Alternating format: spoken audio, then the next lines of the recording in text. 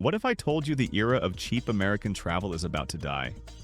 That the $59 cross-country flight, the spontaneous weekend getaway, is about to become a relic of the past? It's not a prediction, it's a warning, and it comes directly from the top.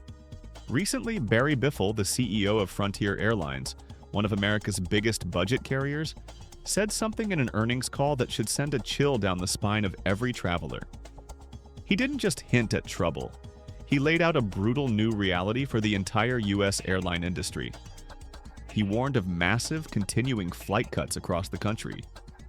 But this isn't just about Frontier.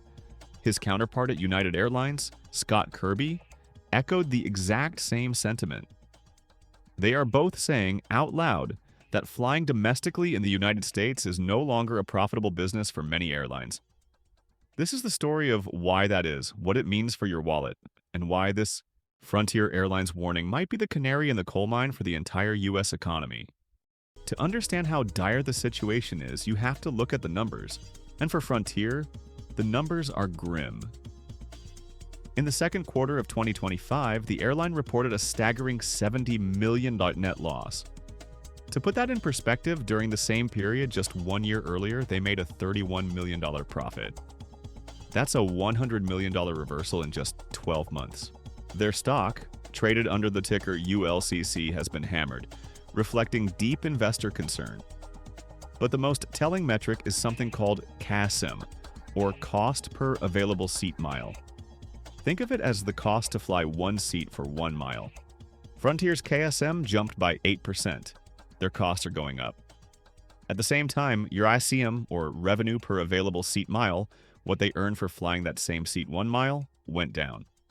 When your costs are rising and your revenue is falling, your business model is fundamentally broken. And this isn't just a Frontier problem. This is the disease spreading through the entire domestic market. So what is this disease? In one word, oversupply. There are simply too many planes, too many seats, flying to the same places within the United States. After the pandemic, airlines rushed to restore capacity, anticipating a massive, sustained boom in leisure travel. That boom happened, but now it's normalizing, and the industry is left with a glut of aircraft. When you have more seats than passengers, the only way to fill them is to cut prices. This triggers brutal price wars.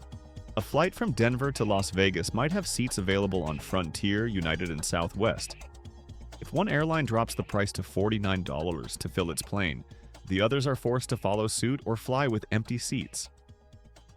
For a legacy carrier like United, they can absorb that loss. They make their real money selling $5,000 business class tickets to London or through their lucrative credit card partnerships.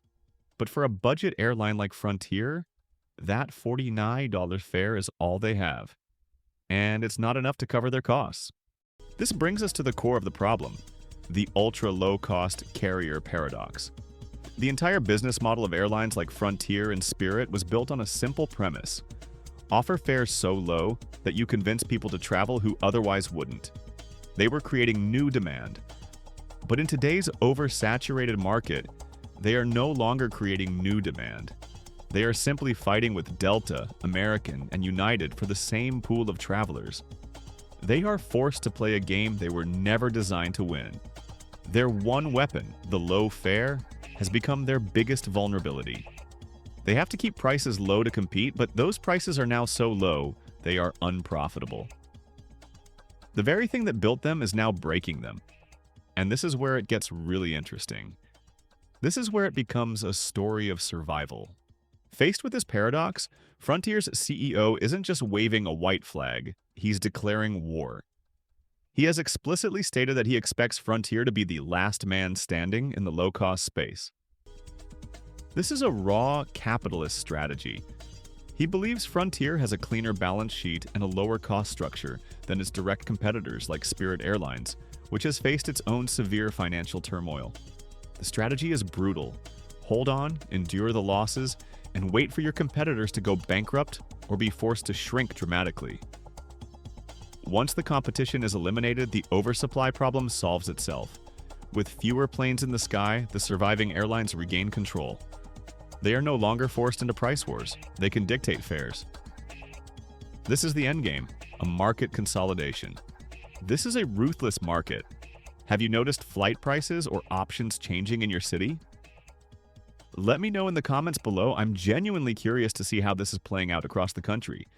And while you're down there, if you're getting value from this deep dive, hitting the like button tells YouTube to share this analysis with more people.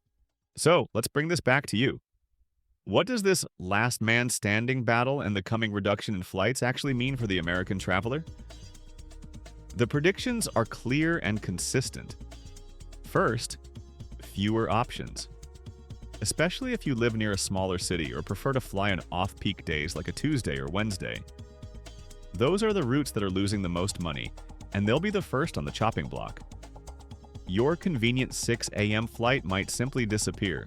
Second, and most importantly, higher prices. This is basic economics. When supply goes down and demand remains, prices go up. The end of overcapacity means the end of the hyper-competitive pricing that gave us absurdly cheap fares.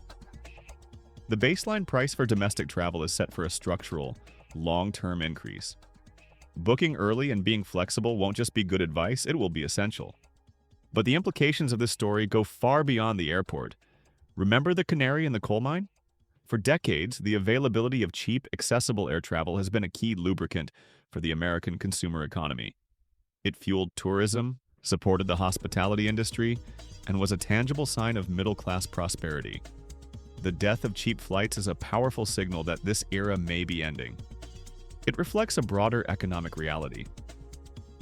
Reports show that weakening travel demand is directly linked to plunging consumer confidence and macroeconomic pressures. When people stop booking cheap flights, it's a sign that their discretionary income is shrinking. They are feeling the pinch of inflation and economic uncertainty. We're about to connect all these dots to what it means for the wider U.S. economy.